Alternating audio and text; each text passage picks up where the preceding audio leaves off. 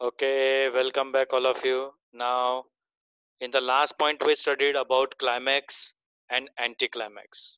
Again, I repeat it. Climax, it is a figures of speech when the ideas are given in a ascending order. मतलब छोटी चीज से बड़ी चीज की तरफ आइडियाज होती है तो उसे क्लाइमैक्स में गिना जाता है. सेंटेंस को बहुत ध्यान से पढ़ना होता है क्योंकि जल्दी से पिकअप नहीं हो पाता है कि इसमें क्लाइमैक्स हो सकता है नहीं हो सकता है. जैसे कि एग्जाम्पल दिया है, if you let us have his name and town and state. देखो, पहले उसका नाम पूछा गया है, फिर उसके टाउन के बारे में, फिर उसके बाद उसके स्टेट. तो ये छोटे से नेम से लेकर बड़े नेम तक, मतलब बड़े कंडीशंस तक. और उसके बिल्कुल उल्टा क्या आता है? Anticlimax. उसके बिल्कुल उल्टा मतलब ideas are arrange in a descending और decreasing order. Is it clear? जैसे कि जो आइडियाज मेंशन की गई है, तो इसमें एक एग्जांपल लेते हैं. The rain to mist and cloud again. जो बारिश है, ओके, बारिश जो है जो बहुत बड़ी पैमाने में होती है, वो हल्के से मॉइस्चर बन जाती है और देखते देखते उसका धुआं हो जाता है, मतलब क्लाउड बन जाता है. Means from a larger concept to the smaller concept, then it is called as a anticlimax. Now, if any doubt is created, just go through the examples and try to understand them in a proper way. Next is 17th number, figures of speech, hyperbole, not बोले. O को silent रखा जाता है. Actually, O is silent. Hyperbole is a statement or a kind of a sentence which is emphasized by yes exaggeration और overstatement जिसको बोलते हैं हम. हाइपरबली एक्चुअली बढ़ा चढ़ाकर जो बात हम कहते हैं, या ओवर स्टेटमेंट जो होता है, या फिर उसको एग्जैगरेटेड आइडिया जो होती है, उसको हाइपरबली कहते हैं. एक एग्जांपल है, for an example, and his tune is heard on the distant hill. कुछ ज्यादा ही हो जाता है. वो कोई बांसुरी बजा रहा है या कोई ट्यून बजा रहा है जो कुछ दूरी पर जो पहाड़ है वहां पर उसकी वो धुन सुनाई देती है. जाएगी तो सुनाई देगी. तो ये थोड़ा सा कभी कभी पोएट बढ़ा चढ़ाकर जब बातें करता है तो उसे हाइपरबली कहते हैं. दूसरा एग्जांपल लेते हैं. I would like to travel on the clouds. अब मुझे सवाल ये उठता है कि क्लाउड्स में मैं बैठूं कैसे. लेकिन पोएट कभी कभी अपने धुन में एकदम इमेजिनरी कंसेप्ट्स को बता देता है. जैसे कि इसमें एक एग्जांपल दिया मैंने. पोएट ये कहता है, I would like to travel on the clouds. तो क्लाउड्स पर ट्रैवल करना थोड़ा सा कुछ ज्यादा ही हो जाता है.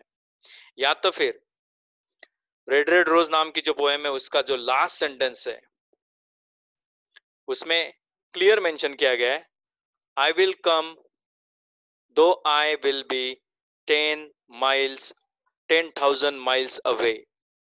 अब वहां पर उस पोएम के अंदर एक्चुअली पोएट अपने बिलवेड को छोड़कर जा रहा है और वो फिर भी ये कहता है, मैं भले ही जा रहा हूं लेकिन मैं 10,000 मील दूर भी रहूंगा तो भी मैं कभी ना कभी लौट के आऊंगा. को तो वो आइडिया जो है कुछ ज्यादा जब हम एक्सप्रेस करते किसी आइडिया को, अब एक्चुअली वो उस पोएम के अंदर एक्चुअली सोल्जर है कि क्या है वो मेंशन नहीं किया है. बट वो जो आइडिया दी है उसने कि 10,000 मील भी दूर रहूंगा तो भी मैं लौट के आऊंगा. तो सवाल ये उठता है, वो लौट के आएगा भी कि नहीं. ये कुछ ज्यादा हो जाता है. सो अगर हम कोई भी कंसेप्ट को एग्जैगरेशन फॉर्म में बोल देते हैं तो उसे हाइपरबली कहते हैं. नेक्स्ट जो फिगर्स ऑफ स्पीच है 18th number, it is transferred epithet. पहले मैं उस टाइटल का मीनिंग समझा देता हूं. ट्रांसफर्ड मतलब जिसको ट्रांसफर किया जाता है, और एपिथेट मतलब इट्स एन एडजेक्टिव. एडजेक्टिव क्या होता है वो भी बता देता हूं. अगर हम किसी नाउन का डिस्क्रिप्शन करते हैं, नाउन के बारे में अधिक जानकारी देते हैं, नाउन क्या होता है वो भी बता देता हूं. सादी भाषा में बता दे, जो आपकी आंखों को जो दुनिया दिख रही है उस हर एक चीज का कोई ना कोई नाम है, उसे नाउन कहते हैं. बचपन में आपको एक डेफिनेशन पढ़ाई गई थी, it is a name of a place person and thing. लेकिन मेरी भाषा में उसकी डेफिनेशन एकदम सादी सिंपल है. आपकी आंखों को जो कुछ दिखता है जिसका हर एक का कोई ना कोई नाम है, हर एक चीज है, जगह है, व्यक्ति है, उन सबको नाउन कहते हैं। अगर मैं उस नाउन के बारे में अधिक जानकारी देता हूं या अधिक उसके बारे में कुछ बताता हूं तो उसे एडजेक्टिव कहते हैं, और इसी एडजेक्टिव को एपिथेट भी कहते हैं ग्रामेटिकल पॉइंट ऑफ व्यू से। होता क्या है मैं बता देता हूँ, एकदम सिंपल एंड सोबर है। इसका मतलब ये हुआ कि किसी एडजेक्टिव को ट्रांसफर किया जाता है, ये बात कंफर्म हो गई। लेकिन किसको कहां से, ये बहुत जरूरी है। एक्चुअली ट्रांसफर एपिथेट हम तब यूज करते हैं जब, एग्जाम्पल बोलता हूं पहले, अगर ऐसा कोई एडजेक्टिव हुआ डेंजरस, तो डेंजरस हमारे दिमाग में ये शब्द आते ही एक तो घोस्ट आएगा, या इंसान भी आ सकता है, या जानवर भी आ सकता है। लेकिन अगर मैं ये डेंजरस वर्ड किसी और नाउन को दे दूं जो उसका हो ही नहीं सकता, okay, for an example dangerous rose flowers, तो डेंजरस रोज फ्लावर्स कैसे हो सकते हैं? तो ये सवाल उठता है, शायद उसके कांटों की वजह से, या उसके कांटे जो चुभ जाते हैं उसकी वजह से, या उसका रंग एकदम ब्लैक कलर का, जो हाइब्रिड सीड होता है उसका ब्लैक कलर का रोज है तो उसकी वजह से। लेकिन फिर भी पोएट उसको क्या कर देता है, डेंजरस कह देता है। अगर मैं ऐसा कुछ करता हूं कि जिसमें किसी और का एडजेक्टिव किसी और को चिपका देता हूं, और वो बिल्कुल कहां पर चिपकाता हूं मैं, नाउन के बिल्कुल बगल में, नाउन के बिल्कुल पहले होना चाहिए। ओके, याद रखना, नाउन मतलब जो आंखों को दिखता है। ओके, ऐसी भी चीज है कि जो आंखों को दिखती नहीं, जैसे हवा, वो भी तो नाउन है, लेकिन होती तो है, महसूस तो कर सकते हैं, तो उसको एब्स्ट्रैक्ट नाउन्स कहते हैं। तो ऐसे नाउन्स को, जो हर एक की एक क्वालिटी होती है, जिसको हम उठाकर किसी और नाउन को जब दे देते हैं, तो उस सेंटेंस में वो इस तरह से यूज कर लेते हैं हम कि वो उसे मैच कर जाता है। जैसे कि एग्जांपल लेते हैं, it is the human earth that we defile. अब इस सेंटेंस को इतना ध्यान से लिखा गया है, इट इज द ह्यूमन अर्थ, है ना। अर्थ को किस चीज के साथ, ह्यूमन के साथ जोड़ा गया है, करेक्ट। तो इसमें एडजेक्टिव कौन सा है, it is the human earth that we defile. Can anyone send the details, what is an adjective in the given sentence? Human है, अर्थ है, या डिफाइल है? Be very careful. Defile means to destroy, to end something, to damage something, तो वो adjective हुआ। Agree? तो क्या हम ह्यूमन को यहाँ पर एडजेक्टिव माने, डिफाइल को माने, किसको माने, ये सवाल उठता है, correct. So it is actually not the defile, it is actually human ear. Human यहाँ पर एक्चुअली एडजेक्टिव की तरह काम कर रहा है, भले वो नाउन है, जरूरी नहीं कि हर एक नाउन एडजेक्टिव नहीं हो सकता। बहुत सारे ऐसे नाउन है कि जो एडजेक्टिव का भी काम कर सकते हैं। ह्यूमन अर्थ नहीं होती कभी, ये याद रखना। Okay, earth is full of humans ऐसा बोल सकते हैं हम, लेकिन ह्यूमन अर्थ कभी नहीं बोलते हम, भले वो इंसानों से भरी हुई है, लेकिन वो इस तरह से अरेंज किया गया है कि उस सेंटेंस में आगे उस अर्थ को हम सब डिस्ट्रॉय कर रहे हैं। वो सेंटेंस का, उसका पोएट का कोई यस, एक स्पेसिफिक ओजिमेंडाइस की वो पोएम है, या उसके अंदर वो मेंशन किया गया लाइन है। तो ऐसे जो सेंटेंसेस हैं जिनके अंदर नाउन के बिल्कुल बगल में एडजेक्टिव आता है, पहले आता है, बिल्कुल पहले आता है, वो कभी दूर नहीं होना चाहिए। दूर हो गया तो आप पर्सोनिफिकेशन में चले जाओगे। मैं दूसरा एग्जांपल बोलता हूँ, रविन्द्रनाथ टैगोर की एक पोएम है द रेन, और इसका जो पहला सेंटेंस है, it was the, okay, rainy month of Ashadh, it was the rainy month of Ashadh. अब इस सेंटेंस के अंदर एक एडजेक्टिव है रेनी, और इसके बगल में है मंथ, और उसके आगे लिखा है आषाढ़ नाम का हिंदी, मराठी, गुजराती, ऐसे अनगिनत लैंग्वेजेस में आषाढ़ शब्द यूज किया जाता है। और रविन्द्रनाथ टैगोर इंडियन थे, तो उन्होंने सेंटेंस बड़े प्यार से it was the rainy month of Ashadh ऐसे तो लिख दिया, लेकिन एक्चुअली अगर ध्यान दें हम, तो मंथ कभी रेनी नहीं होता। 3-4 मंथ्स मिलाकर एक सीजन बनता है, तो सीजन का नाम रेनी होता है। सीजन को हम यस रेनी कह सकते हैं। Rainy season, winter season, summer season ये बोल सकते हैं हम, लेकिन रेनी मंथ नहीं बोल सकते। तो मंथ नाम का जो नाउन है उसको किसी सीजन नाम के नाउन की क्वालिटी उठाकर ट्रांसफर कर दी गई है, मींस एडजेक्टिव को ट्रांसफर कर दिया गया है, that's why it is called as transferred epithet. Clear? Then in the next point is pun. बहुत इंटरेस्टिंग होता है ये, और इसमें एक चीज का ख्याल रखना है, खास करके कौन सी चीज का ध्यान रखना सब जन। pun actually, before we jump in the pun again, I would like to come back to the point. 101% you have to remember one thing.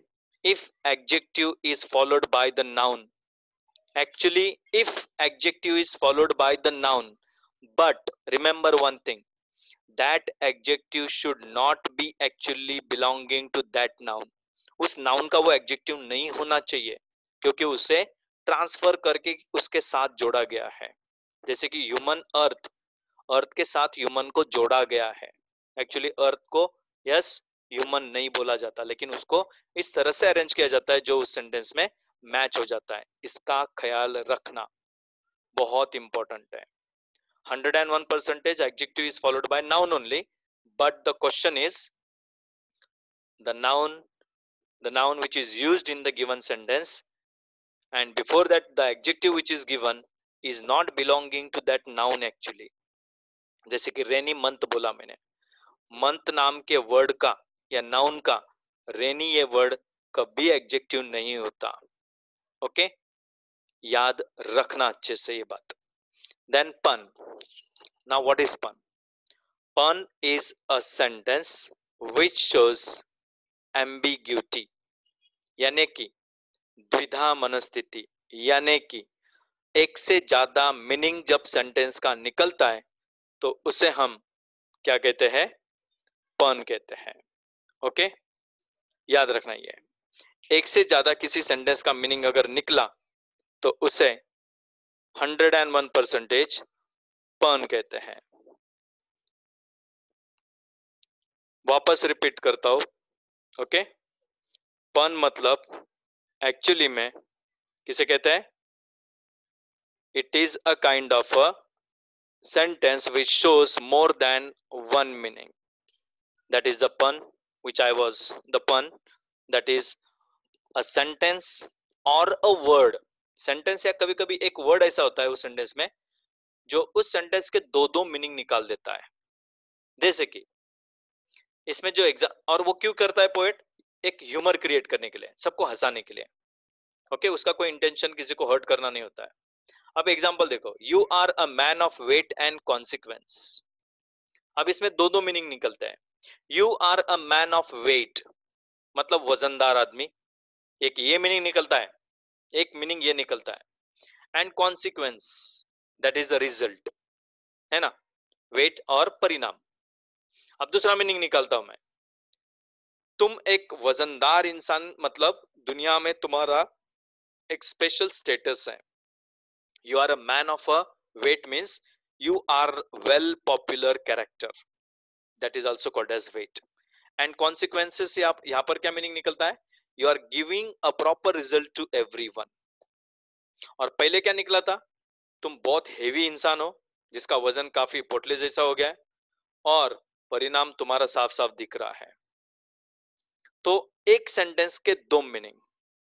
दूसरा एग्जाम्पल, अगर सेंटेंस ऐसा होता है, My father is a father. My father is a father. मेरे पापा है यार, वो कोई और हो ही नहीं सकते। एक ये मीनिंग निकलता। दूसरा देखो, मेरे पापा चर्च के फादर है, ये निकलता है। तीसरा मीनिंग, मेरे जो चर्च के फादर है वही मेरे पिता है, ये भी तो मीनिंग निकलता है, कंफ्यूज करता है। तीसरा सेंटेंस बोलता हूं, I love my children more than my wife. I love my children more than my wife. अब ये मत पूछना शादी क्यों की थी सर, यार गलत मत सोचो यार प्लीज, ध्यान से पढ़ा करो यार। आपने तो फटाफट एक मीनिंग निकाल दिया। आपने ये सोच लिया that the following person is loving only his children, not his wife. But think properly. If I jump on the sentence again in a proper sequence, the second meaning is as follow. दूसरा meaning देखो क्या निकलता है, क्या निकलता है? I love my children. How much? How much? More than my wife. जितनी मेरी वाइफ अपने बच्चों से प्यार करती ना, उससे कई गुना ज्यादा मैं प्यार करता हूं अपने बच्चों से। ये भी तो मीनिंग निकलता है। Now read it again. I love my children more than my wife. Got the point? I hope so. This is called as pun. Clear हुआ सबको? I hope so. Then next. પણ છતાંય તમને પનનું ડાઉટ હશે તો મને પૂછી લેજો. પન પૂછવા પહેલા વિચાર કરજો કે તમે પન વિશે પૂછતા છે કે નથી. Next one. ये भी सेंटेंस कंफ्यूजिंग ही था, लेकिन सिस्टमेटिकली अरेंज किया हुआ था. ठीक है, बस उसमें गुजराती और इंग्लिश का मिश्रण था. I hope you understood it, you love the most, it's my actually most favourite figures of speech. Then next is, आप प्रोनाउंस करो उसके पहले, मैं बॉम्ब फोड़ने के पहले. ओके, आपका प्रोनाउंसिएशन मुझे पचा एकदम हजम नहीं हो पाएगा, पच नहीं पाएगा. ओनोमैटोपोइया नहीं होता है ऐसा, भयंकर मत प्रोनाउंस करो please, for God sake. It is onomatopoeia. सिर्फ ओनो नहीं बोलने का, नो मैटोपी, पोइया नहीं बोलना है. ओके, नहीं तो मुझे भयंकर भी आता है उसका प्रोनाउंसिएशन. देखो ध्यान से, एनोमोटोपिया गमे तेनो हसे, मने कई लेवा देवानो નથી. Okay okay, don't get upset about this one. गमे तेनो पिया मोटो हसे पण एनो मोटो पिया जेनो हसे ए एनी प्रॉब्लम છે. Now come back to the point here. Onomatopoeia, what does it mean? अगर किसी सेंटेंस में किसी की भी कैसी भी आवाज, किसी की भी बोला मतलब कोई व्यक्ति, कोई जानवर, कोई पेड़ या कोई पंछी या किसी बर्तन की या किसी चीज की, अगर उसमें कोई साउंड मेंशन की है, it is called as onomatopoeia. चाहे फिर ऐसा क्यों ना लिखा हो example, and suddenly the baby begins to cry, मतलब रोया तो सही, आवाज तो निकाली उसने रोने की, then it is onomatopoeia. The plates were clattering, plates की क्लैटरिंग साउंड, तो मतलब समझ लेना ओनोमैटोपी है ना. The cat was purring, purring is a sound produced by the cat. और the cat was moving, तो भी वो आ जाता है. या the cow was mooing, तो वो भी साउंड हुआ. तो the branches of the tree were crushing, तो crushing मतलब आवाज ही हुई. तो वो जो आवाज है अगर मेंशन की गई है सेंटेंस के अंदर, तो उसे ओनोमैटोपी कहते हैं. Then next is, I hope if any doubt is created, just try to have a conversation with me. The next is interrogation. Interrogation or interrogation depends on you. सादा सिंपल है, ज्यादा मगजमारी में मत पड़ना. क्वेश्चन मार्क दिख गया तो interrogation लिख देना, बात खत्म. आगे बढ़ू, अगला भी बहुत सिंपल है. वापस बोलो इंट्रोगेशन, उसमें देखो सेंटेंस देखने का ही नहीं, सेंटेंस क्वेश्चन मार्क दिख गया ना, बात खत्म. इंट्रोगेशन सिंपल है. नेक्स्ट इज एक्सक्लामेशन, ये उसका ही भाई है. एक्सक्लामेटरी मार्क दिखा तो exclamation. Depends on the sentence. Sometimes onomatopoeia, see the sentence, onomatopoeia can be personification then only if the non-living thing is given the human quality. अगर इंसान की कोई क्वालिटी उस सेंटेंस के अंदर, ओके, जैसे कि सब पेड़ चिल्ला रहे थे, सब पेड़ रो रहे थे, तो पहले तो वो पर्सोनिफाइड हो जाता है. अब रोने की जो साउंड है तो वो ओनोमैटोपी हो गया. Simple and sober. It can be एक एक लाइन में कभी कभी 4 या 5 फिगर्स ऑफ स्पीच एक साथ में हो सकते हैं। क्लियर? अगर यही सेंटेंस में इंट्रोगेशन में डाल देता हो, ओ, अब देखो एक्सक्लेमेशन के साथ देखो, ओ द ब्रांचेस वर क्राइंग, अब इसमें बहुत सारे, अब इसको क्वेश्चन क्वेश्चन के फॉर्म में, O were the branches crying, exclamatory हो गया, इंट्रोगेटिव हो गया, पर्सोनिफिकेशन हो गया, ओनोमेटोपी भी हो गया। डाउट है? Is it clear to all of you? I hope so. So understand sentence in a proper channel. Clear? So try to collect the exact idea of the sentence, but give the proper preference first. पहला preference किसको आना चाहिए पहले तय करना है। अगर ओ तो पहले, सबसे पहले तो एक्सक्लेमेटरी मार्क आ गया, मैं एक्सक्लेमेशन ही डाल दूंगा, सवाल ही नहीं उठता। दूसरा, मुझे सेंटेंस पढ़ने के बाद कंपैरिजन नजर आ रही है, पर्सोनिफिकेशन, तो वो पर्सोनिफिकेशन कर दूंगा। तीसरा, क्वेश्चन मार्क दिख रहा है मुझे सेंटेंस के अंदर, तो मैं इंट्रोगेशन भी यूज करूंगा। चौथा, साउंड भी मेंशन की हुई है, तो ओनोमेटोपी भी उसको चॉइस करूंगा। अब उसमें ऑप्शंस में क्या क्या दिया रहता है, तो बहुत जरूरी है। Okay, then next, coming to the 23rd one, that is anastrophe. ऊपर हमने पढ़ा था एपेस्ट्रोफ, अब हम पढ़ने जा रहे हैं एनास्ट्रोफ। ध्यान से समझना, एकदम सिंपल है, कुछ कंफ्यूजन जैसा है ही नहीं। ओके, हम बहुत मॉडर्न टाइप के बच्चे हैं, ऐसा आप लोग सोचते हैं। कभी कभी आपके है ना भाषा का जो तरीका होता है बड़ा विचित्र होता है। खालू क्या, थोड़ा सा प्लेट में से, मतलब सीधा नहीं बोलेंगे प्लेट में से सीधा खालू क्या, ऐसा नहीं बोलेंगे आप, है ना।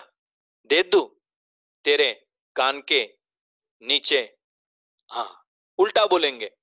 तो ऐसी जो अरेंजमेंट हम करते हैं तो उसे एनास्ट्रोफ कहते हैं। In simple words, it's an inversion, it's not a proper sequence of the words. If the sequence of the words is not in a normal order, if it is not in a proper manner, then it is called as anastrophe. इसको inversion भी बोलते हैं, ये भी याद रखना, please करके highlight करके रखना। आप किसी भी जगह पर आप anastrophe देखेंगे तो कभी कभी anastrophe की जगह पे inversion भी दिया रहता है, तो उसको भी याद करके रखना। कभी कभी inversion भी बोलते हैं उसको, कभी कभी anastrophe भी बोलते हैं। अब आप सामने वाला जो सेंटेंस है वो ध्यान से देखिएगा, just find it out. Some water, comma, coal and oil is all we ask. तो इसमें ऑल वी आस शुरुआत में होना चाहिए, फिर इज उसके बाद, all we ask is some water, comma, coal and oil, full stop. ऐसा होना चाहिए था सेंटेंस एक्चुअली, लेकिन पोएट क्या करता है, किसी चीज को एम्फसाइज करने के लिए कभी कभी उन आइडियाज को यस एकदम अलग से अरेंज करता है। Okay, here it should be now as earlier I gave the sentence, oh, first of all first is exclamation, second it should be interrogative, it should be interrogative, it cannot be onomatopoeia। अगर मैं sentence अगर by chance ऐसा, oh what have you done, this sentence is having only two concepts, one exclamation, second interrogation. There is no sound and there is no comparison of non-living things making some kind of a yes actions or something. So therefore it should be only exclamation and interrogative. It cannot be onomatopoeia or any other figures of speech. Okay, then coming to the next point, I hope you have understood anastrophe very properly। मतलब सीधे सीधे शब्द नहीं दिखे ना आपको, थोड़े से उल्टे पुल्टे अरेंज किए हुए हैं, लेकिन सेंटेंस तो बना है लेकिन अरेंजमेंट उसकी सही नहीं है, then it is anastrophe. Internal rhyme का मैंने ऑलरेडी आपको पहले भी एग्जांपल दिया था, फिर भी अगर किसी सेंटेंस के अंदर, एक ही सेंटेंस होना चाहिए लेकिन उसके अंदर अगर दो या दो से ज्यादा शब्द एक जैसा राइम करते, एक जैसा राइम करना मतलब उनका प्रोनाउंसिएशन एक जैसा यस राइमिंग में होना चाहिए। Is it clear? So understand it very properly, all of you. I'll just clear that matter later on. Internal rhyme. Let us remember whenever we are told to hate our brothers. In this given sentence, which two words do you think rhyme in the same way? Let us remember whenever. Remember whenever. ये दोनों word जो अलग अलग है, लेकिन ending में remember whenever, whenever Indian language में, remember Indian language में, रिमेंबर whenever एक जैसा जब अंत में यस राइम करते हैं तो उसे इंटरनल राइम कहते हैं. इंटरनल मतलब उसी सेंटेंस के अंदर, बीच में. ओके, एंड में भी आते हैं कभी कभी, ऐसे कुछ सेंटेंसेस बन सकते हैं, जैसे कि when I was swimming I was dreaming. When I was swimming I was dreaming. Ing ing जो एक जैसा प्रोनाउंस होता है, then it is said to be internal rhyme. Then next euphemism, 25th number. थोड़ा सा ध्यान से समझना. अगर मैं किसी अनप्लीजेंट आइडिया को, अनप्लीजेंट मतलब जो हमें खुशी ना देती हो ऐसे आइडिया को, या डेथ को, अगर मैं पोलाइट मैनर में, प्लीजेंट मैनर में इंडिकेट करता हूं तो उसे यूफेमिज्म कहते हैं. वापस बोलता हूं, अगर किसी खराब चीज को या मौत को मैं एकदम बेरहमी से बोलता हूं, वो मर गया, वो लुढ़क गया, वो टपक गया, वो एकदम गंदी लैंग्वेज हो गई, वो एकदम रफ लैंग्वेज हो गई. लेकिन इसी को मैं अगर ऐसा बोलता हूं, he is no more, he left the world, he has closed the eyes forever, his soul is released.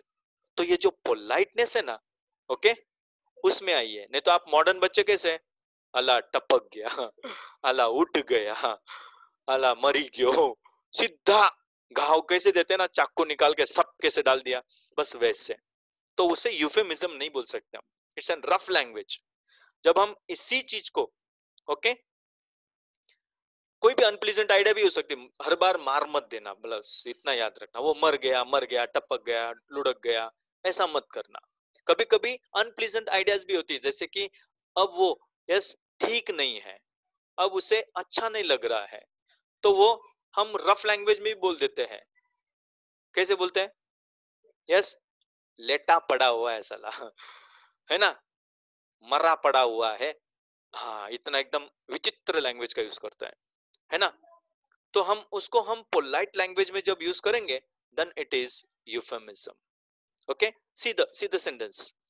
Like ours, the land our brothers walk upon is the earth like this, in which we all shall lie. देखो sentence में, poem में, ये पूरी दुनिया एक दिन, okay, जैसे मैं अर्थ पर रहता हूं वैसे दूसरे कंट्रीज में मेरे ब्रदर्स भी अर्थ पर रहते हैं, जिन सबको एक दिन इस जमीन में जाकर हमेशा के लिए लेट जाना है. Then this is euphemism. और लिटोट्स सबसे इंपॉर्टेंट, नेगेटिव सेंटेंस. याद रखना, नेगेटिव सेंटेंस का मतलब लिटोट्स नहीं,